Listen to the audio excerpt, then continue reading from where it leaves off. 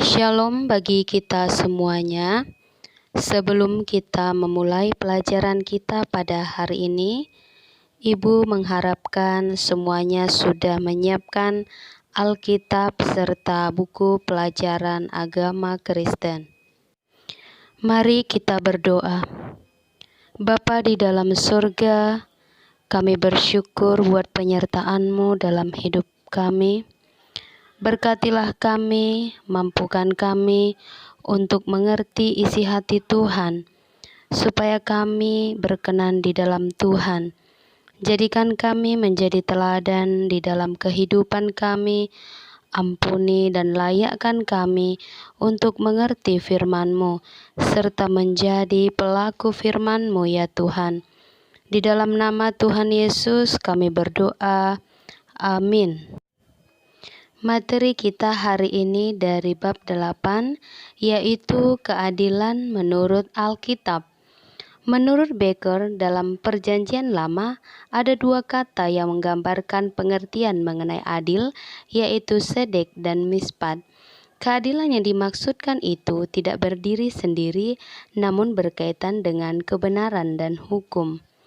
Dalam bahasa Yunani, keadilan disebut dengan kata dikaiosine. Kata-kata tersebut dalam Perjanjian Lama maupun Perjanjian Baru dipakai untuk melukiskan suatu penerapan hukum yang benar, memakai timbangan yang benar, perilaku yang adil, jujur, dan benar. Keadilan artinya apa yang benar dan sesuai dengan kenyataan. Misalnya, hukuman terhadap seseorang ditetapkan berdasarkan kebenaran yang ada. Pengertian adil tidak hanya ditujukan pada perwujudan hukum yang benar, namun pada pembebasan atau kemerdekaan. Allah yang adil itu adalah Allah yang membebaskan. Melalui tindakan yang adil, maka shalom Allah dinyatakan dan diwujudkan. Dengan demikian, keadilan juga mengandung makna memperbaiki atau merestorasi apa yang telah rusak menjadi normal kembali. Keadilan memiliki makna yang luas dan dalam. Keadilan merupakan ibadah yang berkenan kepada Allah. Bisa kita lihat di dalam kitab Amos 5 ayat 7 sampai dengan 13 dan Yeremia 9 ayat 24. Alkitab dengan jelas menyatakan bahwa Allah itu adil. Ayat-ayat yang bisa kita baca seperti kitab Mazmur 145 ayat 17. Tuhan itu adil dalam segala jalannya dan penuh kasih, setia dalam segala perbuatannya. Zefanya 3 ayat 5. Tetapi Tuhan adil di tengah-tengahnya, tidak berbuat kelaliman. Pagi demi pagi ia memberi hukumnya, itu tidak pernah ditinggalkan pada waktu fajar. Tetapi orang lalim tidak kenal malu. Allah itu adil, artinya Allah akan selalu berlaku benar sesuai dengan prinsip kebenarannya. Dia tidak akan pernah melanggar ketetapan-ketetapan hukum yang telah dibuatnya. Keadilan Allah dapat kita rasakan dalam berbagai hal dan berbagai cara di dalam kehidupan kita. Contohnya seperti di dalam materi kita ini. Yang pertama, Allah mencintai kebenaran dan menolak kejahatan. Allah mencintai mereka yang taat dan setia pada jalannya, seperti yang dialami oleh Lazarus. Lazarus dibangkitkan oleh Tuhan Yesus karena Lazarus adalah orang yang baik dan taat. Yang kedua, Allah menghukum orang-orang yang tidak hidup dalam jalannya, mereka yang tidak taat pada perintahnya. Contohnya Nabi Nuh. Ketika Tuhan memberikan atau memerintahkan Nabi Nuh untuk membuat suatu bahtera, Nabi Nuh menurutinya, tetapi banyak orang yang tidak mendengarkan Nabi Nuh sehingga mereka tidak selamat. Yang ketiga, Allah memberikan tempat bagi mereka yang taat dan setia pada perintahnya. Semua yang dilakukan oleh manusia tidak luput dari penilaian Allah. Jika setiap kejahatan memperoleh ganjaran atau hukuman, maka setiap kebaikan dan pekerjaan baik yang kita lakukan dihargai oleh Allah.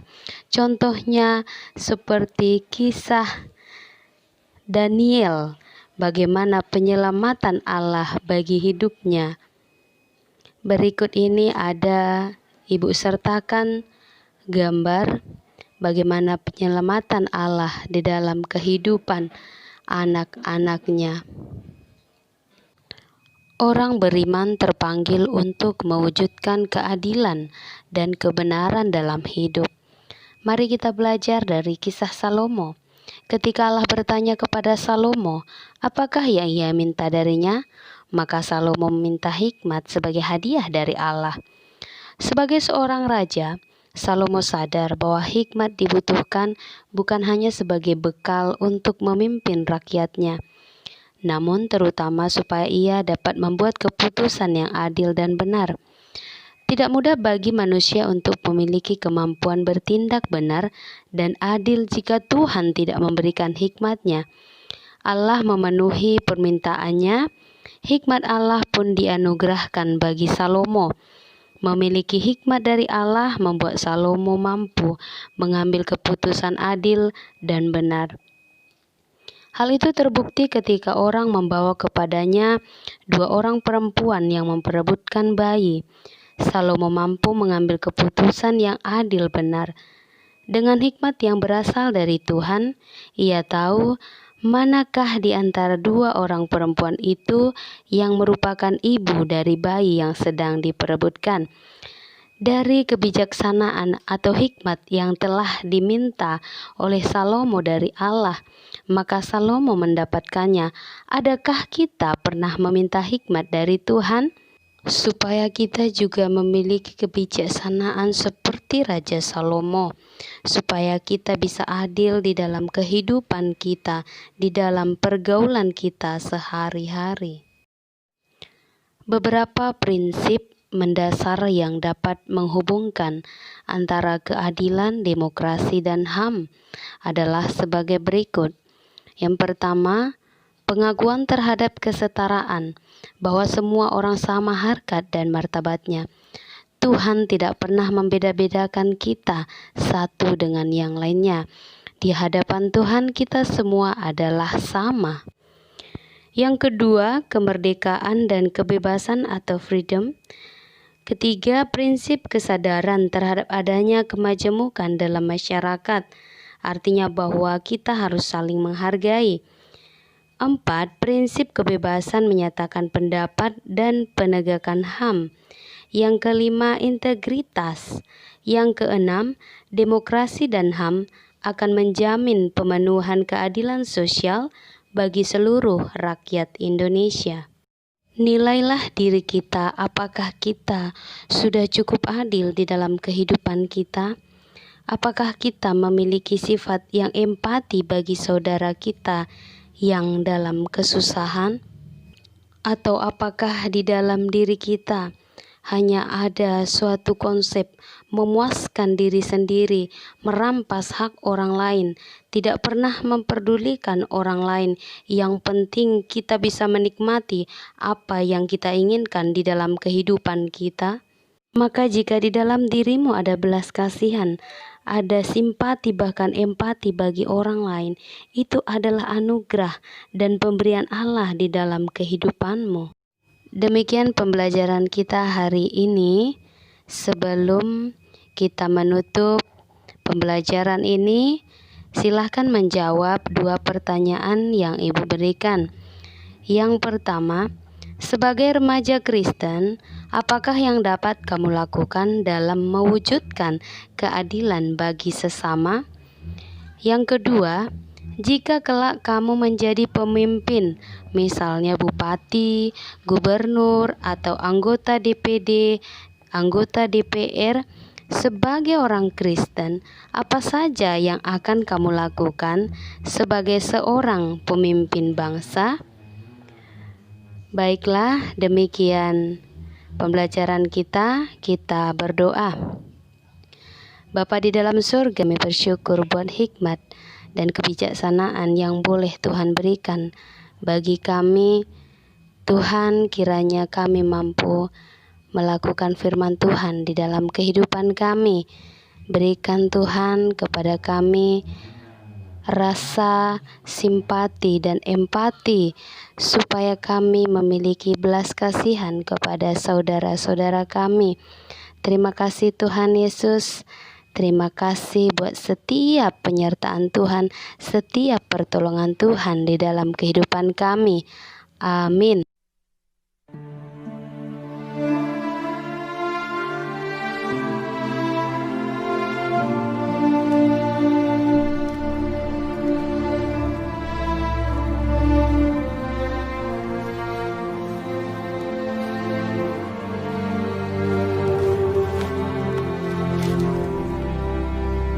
Go find our Lord. Ask him to come.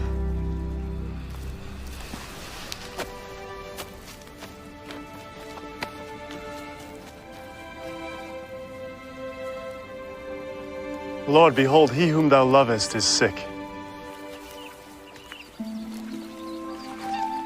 This sickness is not unto death, but for the glory of God,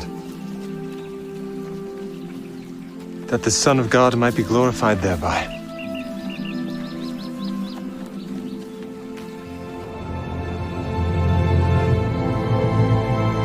Let us go into Judea again. Master, the Jews of late sought to stone thee, and goest thou thither again? Are there not 12 hours in the day?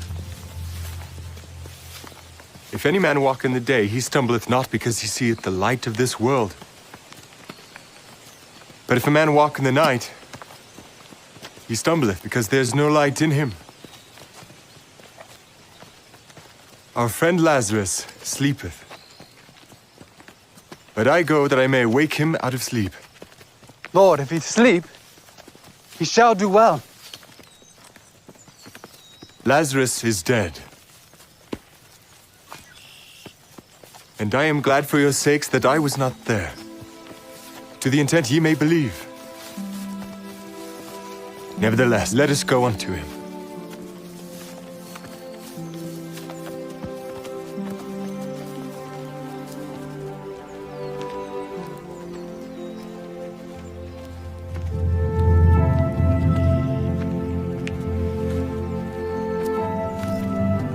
Lord, if thou hadst been here, my brother had not died.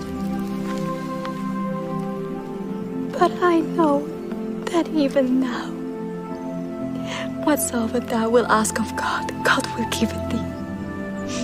Thy brother shall rise again. I know that he shall rise again in the resurrection of the last day. I am the resurrection and the life. He that believeth in me, though he were dead, yet shall he live. And whosoever liveth and believeth in me shall never die.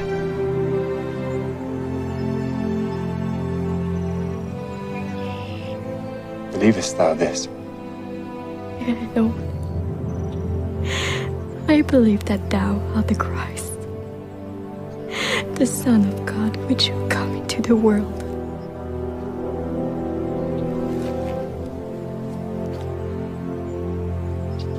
Go and bring thy sister.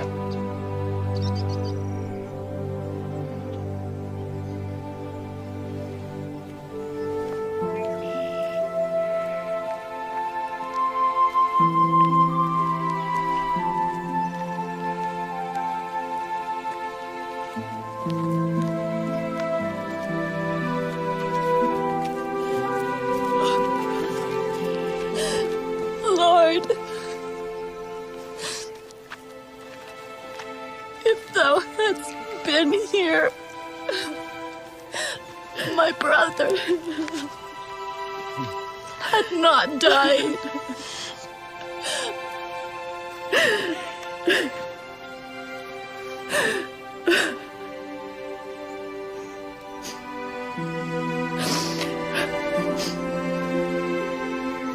Where have you laid him?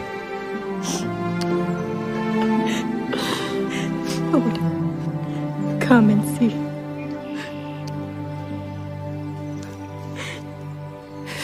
Behold how he loved him.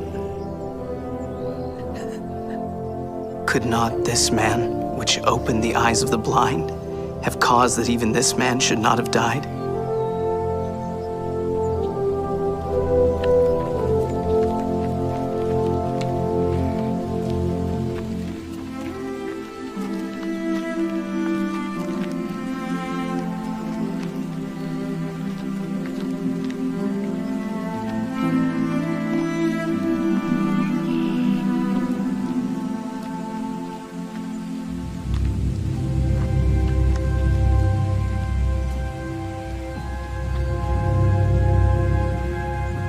Take ye away the stone.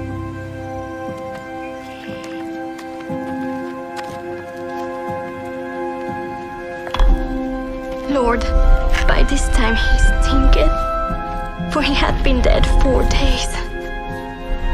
Said I not unto thee, that if thou wouldst believe, thou shouldst see the glory of God?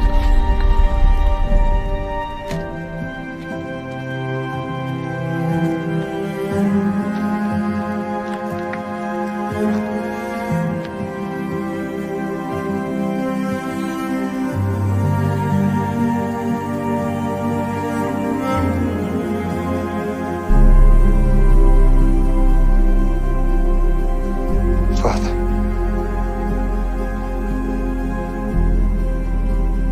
I thank thee that thou hast heard me.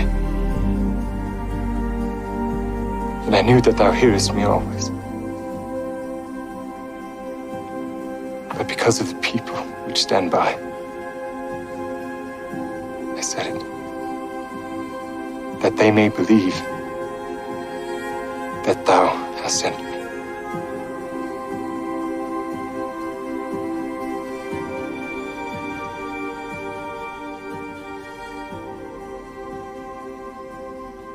Lazarus, come forth.